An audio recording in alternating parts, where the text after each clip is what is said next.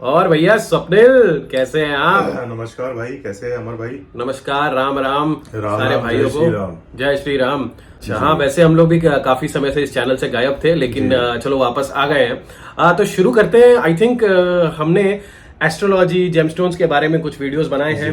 थोड़ा बहुत प्रेम मिला है वीडियोस के लिए, बहुत बहुत शुक्रिया उसके लिए। भाई साहब, सब तो लोगों का। हम लोग एक्चुअली बात करते हैं यार, मैं जो रिसर्च कर रहा हूँ कुछ समय से, जी। एक बड़ी क्या बोलते हैं उसको, खतरनाक सी चीज है इस दुनिया में। क्या है भाई साहब वो? कहते हैं कि भैया किस्मत, किसी की किस्मत बड़ी अच्छी, जी। किसी की किस्मत बहुत बुरी। ठीक है, तो ये किस्मत किस्मत किस्मत पे बड़े दिनों से मैं रिसर्च कर रहा हूँ। मुझे भी कुछ कुछ चीजें मिली, और क्योंकि आप एक एस्ट्रोलॉजर हैं, जाने माने, वेल एक्सपीरियंस्ड, तो मैं ये किस्मत और एस्ट्रोलॉजी के बीच में ना कोई कनेक्शन है क्या, ये ढूंढने की कोशिश कर रहा हूँ। और हमारे वीडियो का टॉपिक भी वही है जी, किस्मत प्लस एस्ट्रोलॉजी प्लस कर्मास। तो मतलब ये सारा का सारा खेल क्या है? वैसे तो हम इसमें कोई ऐसे कोई विचित्र नॉलेजेबल आदमी तो नहीं है, हाँ, लेकिन जितना हम लोग अपने एक्सपीरियंस से लाइफ में जितना देखा है, आपने भी एस्ट्रोलॉजी के जितने एक्सपीरियंस में देखा है, उसमें कोशिश करते हैं कि इसका कुछ बनाए कि भैया क्या कनेक्शन है।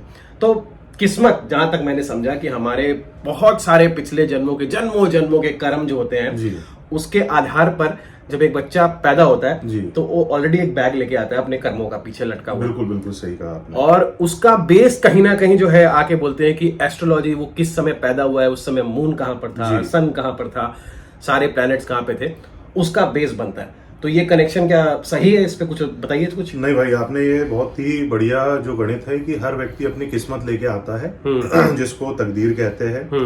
और अगर इसको बहुत ही सही शब्द से इसको व्याख्या की जाए तो ये होता है प्रारब्ध। प्रारब्ध। अब हर व्यक्ति जो पैदा होता है उसका एक निश्चित समय होता है जन्म का, एक निश्चित स्थान होता है, और ये तय होता है किस घर में उसको पैदा होना है, उसके माता पिता कौन होंगे। उसका रीजन ये होता है कि वो जो जातक है, वो जिस भी घर में पैदा होता है, उन माता पिता से उसके कुछ ना कुछ पूर्व जन्मों के, पूर्व जन्म के या पूर्व जन्मों के जो संबंध रहते हैं वो बने हुए रहते हैं। अच्छा। अब वो जिस समय पे पैदा होता है उस समय पे आकाश में जो ग्रहों की स्थिति होती है, ओके, वो उस जातक का बर्थ चार्ट हो जाता है या उस बच्चे का। अच्छा। और इसी बर्थ चार्ट के आधार पर हम उसकी जो जिंदगी है, उसमें किस किस प्रकार की घटनाएं होने वाली है, उसका अध्ययन करने की कोशिश करते हैं। यही एक मानचित्र होता है। जैसे उदाहरण के रूप में अगर यहाँ से आपको जाना है दिल्ली, तो दिल्ली का एक मैप है कि यहाँ से आपको इधर जाना पड़ेगा, वहां से आपको इधर जाना पड़ेगा। वैसे ही व्यक्ति का जब जन्म होता है तो उसकी जो दशा है, उसकी जो महादशा है, उसकी कुंडली में चंद्रमा की स्थिति, सूर्य की स्थिति सब निर्धारित हो जाती है। अच्छा। और उसी को हम ये कह सकते हैं कि वो जो ग्रह है, जिस भी स्थान पे बैठे हुए हैं किसी व्यक्ति की कुंडली में, उसके बैठने का जो रीजन है, वो ऐसे ही कोई रैंडम रूप में वहां पे नहीं बैठे हुए हैं।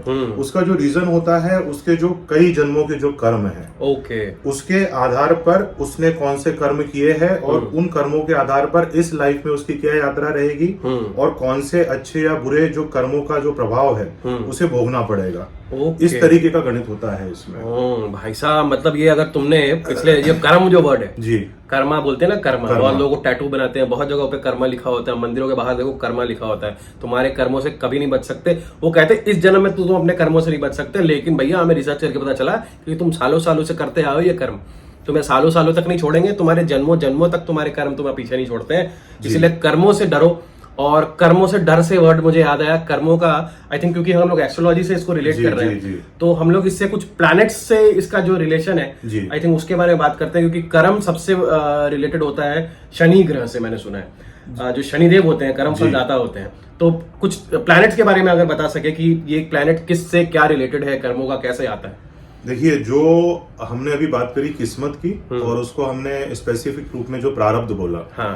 अब आप ऐसा मान सकते हैं कि जैसे कंप्यूटर में एक बहुत बड़ा डेटाबेस है, उसको हम कह सकते हैं संचित कर्म। ओके। और उससे रिलेटेड किसी पर्टिकुलर लाइफ में उसमें से जो कुछ कर्माज आते हैं, क्योंकि हो सकता है हमारे पास 10 जन्मों के 50 जन्मों के कर्म एकत्रित हो, उनको हम कहते हैं संचित कर्माज। ओके।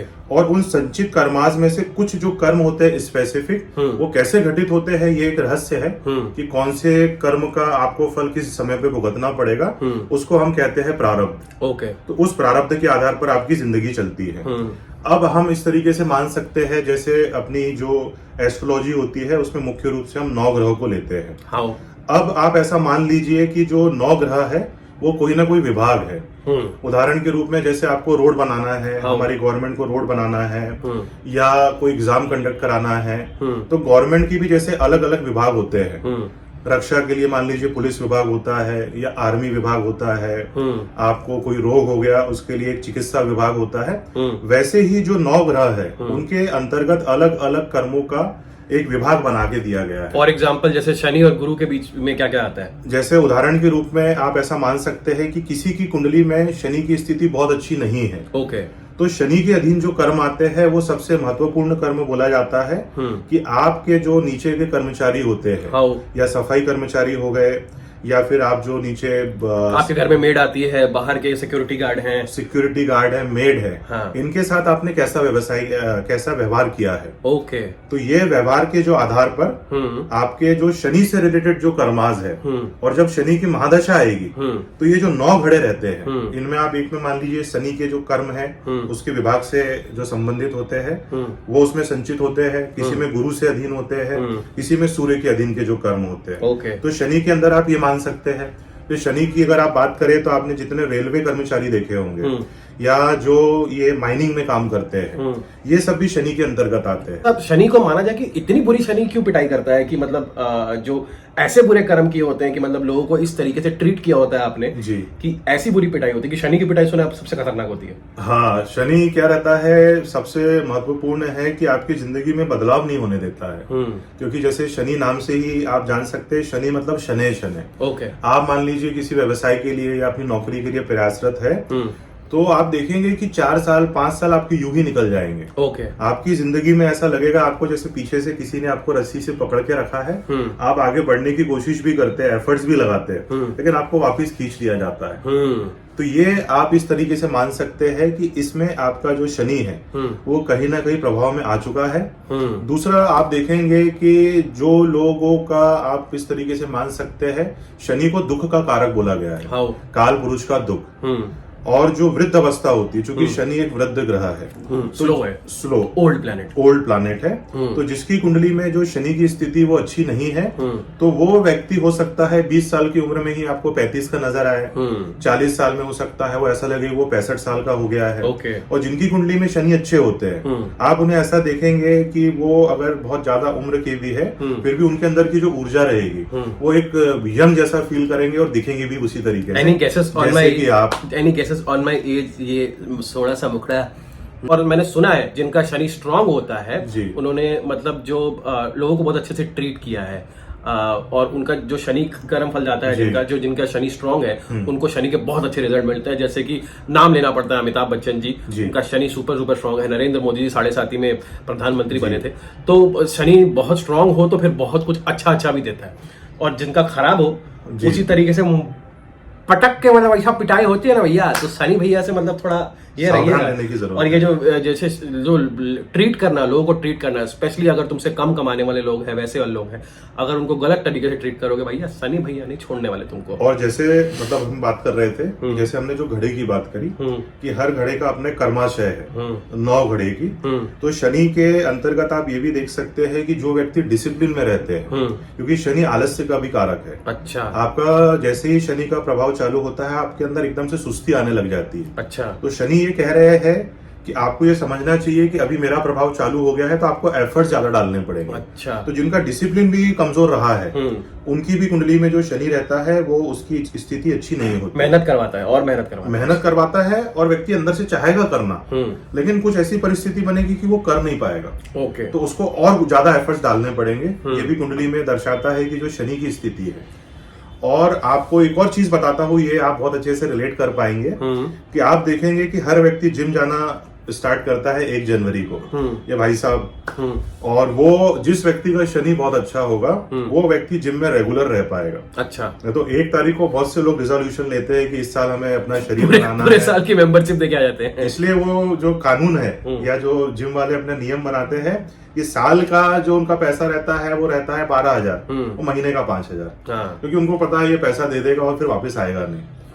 तो शनि आप इससे भी देख सकते हैं कि किसी की जो जंघा है, जो जांघें है, वो कितनी मजबूत है। स्क्वाट्स इसीलिए अच्छे से मारता हूं मैं जाके। वो व्यक्ति ज्यादा हैवी वेट उठा पाएगा, उसका जो नीचे की जो थाइज रहेगी वो उसकी strong because Shanidev has blessed him already that person to be मेहनती, मतलब मेहनती पैर एकदम आपके पैर सबसे ज्यादा स्ट्रॉन्ग है तो भाई आपको पूरा धड़ है ऊपर जो पूरा भार को संभालता है। तो आई थिंक शनि बहुत ज्यादा इंपॉर्टेंट है।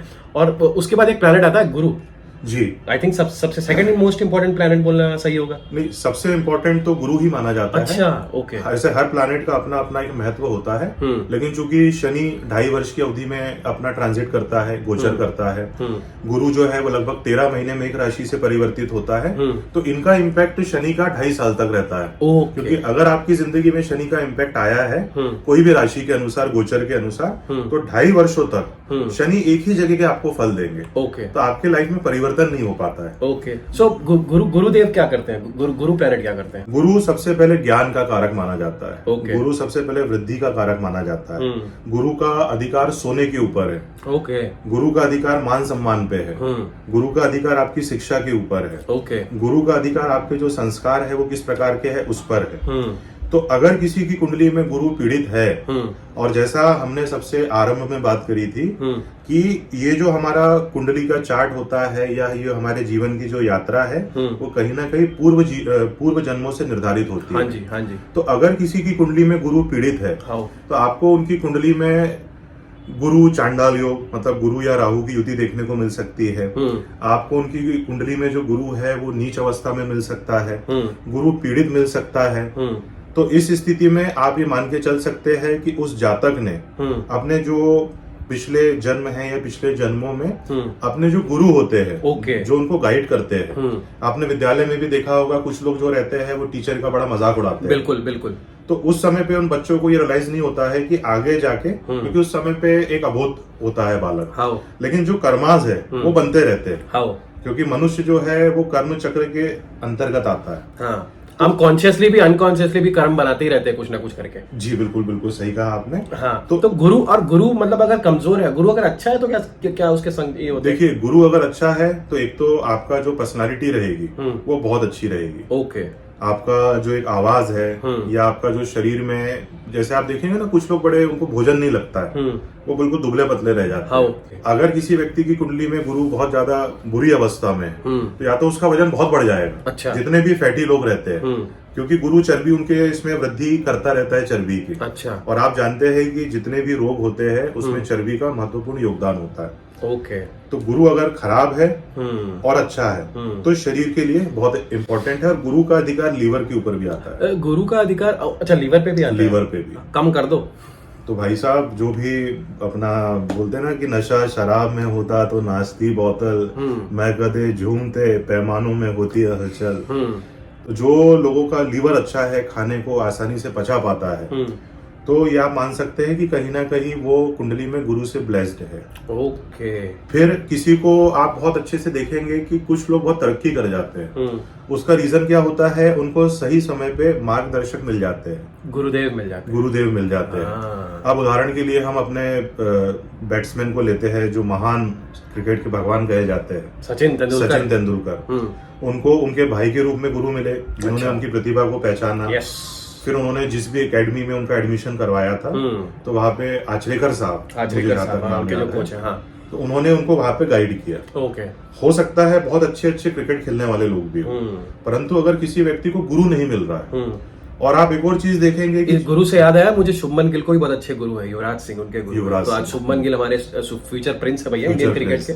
जैसे विराट कोहली द किंग बोले जाते हैं, वैसे शुभमन गिल को द प्रिंस कहा जाता है। क्रिकेट के बारे में भी हम लोग शुरू करते हैं ना वीडियो। हाँ, हम लोग किसी के बारे में बात कर सकते हैं वैसे भाई अपना ये वृहद सब्जेक्ट है।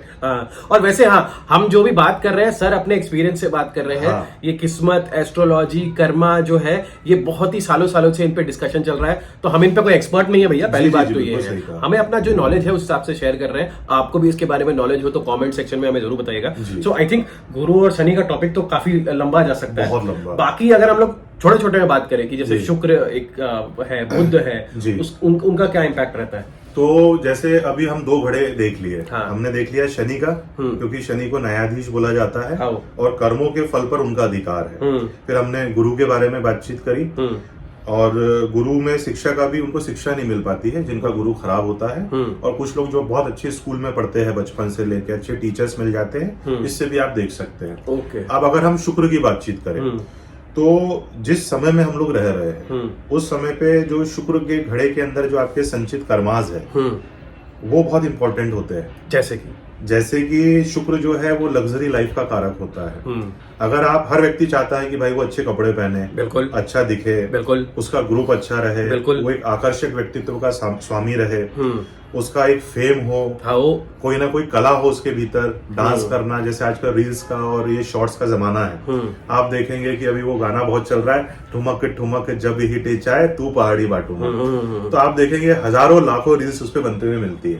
तो कहीं ना कहीं इन लोगों की कुंडली में अगर ये लोग यहाँ पे आ पा रहे हैं तो शुक्र बहुत अच्छा है। बाबू भैया रील्स तो हम भी बनाते हैं, शॉर्ट्स तो हम भी बनाते हैं, लेकिन हमको व्यूज उतने सारे नहीं आते हैं जितने ठुमक ठुमक पे बहुत सारे लोग आ जाते हैं। तो भैया आप भी तो बनाए ठुमक ठुमक। हाँ नहीं, ठुमक ठुमक हम और ठुमक ठुमक बनाते हैं। By the way you can visit my Instagram for the reels as well, but किस्मत खराब है मेरे को लगता है। शुक्र मेरा खराब है, कमजोर है, अच्छा है? नहीं, शुक्र आपका अच्छा है।